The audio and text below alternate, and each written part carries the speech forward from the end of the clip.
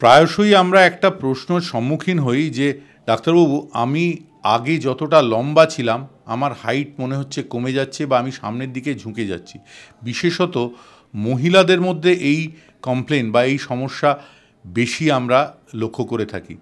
এটা হচ্ছে আবারও সেই অস্টিওপোরোসিস বা হাড়ের দুর্বলতাজনিত একটা সমস্যা, এবং এইটা সাধারণত বেশিরভাগ ক্ষেত্রে কোনো ব্যথা বেদনার সঙ্গে যুক্ত থাকে না, কিন্তু ক্রমশ দেখা যায় যে আমাদের একটু বয়স্ক মহিলারা সামনের দিকে ঝুঁকে যাচ্ছেন, একটু চেষ্টা করলে সোজা হয়ে দাঁড়াচ্ছেন কিন্তু আবারও যেন সামনের দিকে ঝুঁকে যাচ্ছেন।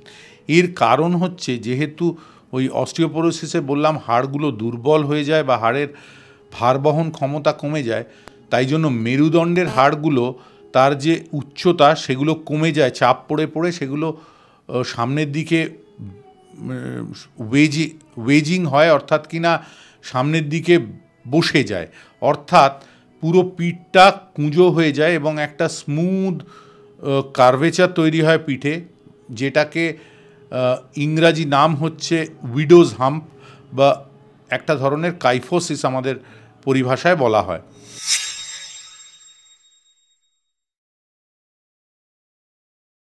তো এই সমস্যা থেকে সমাধানের সঠিক কোনো উপায় নেই, তবে এটা যেই মুহূর্তে ধরা পড়বে সেই মুহূর্তে বা যদি কারুর এরকম সমস্যা মনে হয় অতি দ্রুত ডাক্তারবাবুর পরামর্শ নেওয়া উচিত। অ্যান্টি অস্টিওপোরোটিক বা অস্টিওপোরোসিসের চিকিৎসা শুরু করা উচিত এবং ডেফিনেটলি বেশ কিছু ব্যায়াম যাতে পিঠের পেশিগুলো অর্থাৎ এক্সটেনসার মাসলসগুলো শক্তপোক্ত হয় তার জন্য রেগুলার ব্যায়াম করা উচিত। কোনো কোনো ক্ষেত্রে এর জন্য বাইরে থেকে সাপোর্ট বা ব্রেস দেওয়ারও প্রয়োজন হতে পারে। সুতরাং এই সমস্যা যদি কখনো কেউ ফিল করেন তাদের অতি অবশ্যই ডাক্তারবাবুর পরামর্শ নেওয়া উচিত।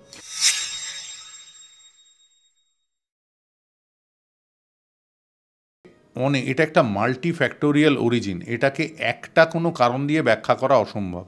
তার মধ্যে একজন মানুষের জেনেটিক মেকআপ আছে, তার রেশিয়াল ভেরিয়েশন আছে, অর্থাৎ কোন অঞ্চলের মানুষ, যেমন পূর্ব দিক অর্থাৎ ইস্টার্ন ওয়ার্ল্ডের লোকেদের মধ্যে অস্টিওপোরোসিসের প্রবণতা বেশি তুলনায় ওয়েস্টার্ন ওয়ার্ল্ডের থেকে। তার সঙ্গে তাদের ডায়েটারি হ্যাবিট, তাদের ডে টু ডে অ্যাক্টিভিটি সব কিছুর সঙ্গে অস্টিওপোরোসিস কিন্তু ওতপ্রোতভাবে জড়িত। তবে একটা জিনিস যেটা খুব বোঝার বিষয় সেটা হচ্ছে অস্টিওপোরোসিসের ক্ষেত্রে যে পিক বোন মাস বলে একটা বিষয় আছে। পিক বোন মাসটা কি? একটা বাচ্চা যখন জন্মালো তখন তার স্কেলিটন বা তার হাড়ের যে টোটাল ভলিউম সেটা খুব কম। একটা ছোট্ট বাচ্চা, সে যত বড় হবে তত তার স্কেলিটন বা শরীরটা বড় হবে, তাই তো? অর্থাৎ তার যে বোন তৈরি হওয়া সেইটার পরিমাণ বেশি হবে। অর্থাৎ আমাদের যে স্কেলিটন বা আমাদের যে হাড়গুলো, এই হাড়ের একটা ইকুইলিব্রিয়াম চলতে থাকে। ইকুইলিব্রিয়ামটা কি না, আমাদের হাড় একই সময় ক্ষয়ও হয় আবার সেই সঙ্গে সঙ্গে নতুন হাড় তৈরিও হয়। এটা প্রথম 15 থেকে 20 বছর, অর্থাৎ মানুষ যখন জন্মালো তারপরে 20 বছর বয়স অবধি এই হাড় তৈরি হওয়ার রেট বা অস্টিওব্লাস্টিক অ্যাক্টিভিটি যেটাকে আমরা বলে থাকি সেটা অনেক বেশি থাকে হাড় ক্ষয় হওয়ার তুলনায়। অর্থাৎ তার ফলে কি হচ্ছে, যে পরিমাণ হাড় ক্ষয় হচ্ছে সে তার তুলনায় অনেক বেশি হাড় তৈরি হচ্ছে এবং নতুন হাড় সংযোজিত হচ্ছে স্কেলিটনে। এই করতে করতে একটা সময়, সেটা সাধারণত আমাদের দেশে 20 থেকে 22 এরকম সময়ে গিয়ে সবচেয়ে বেশি হাড়ের পরিমাণ শরীরে তৈরি হয়।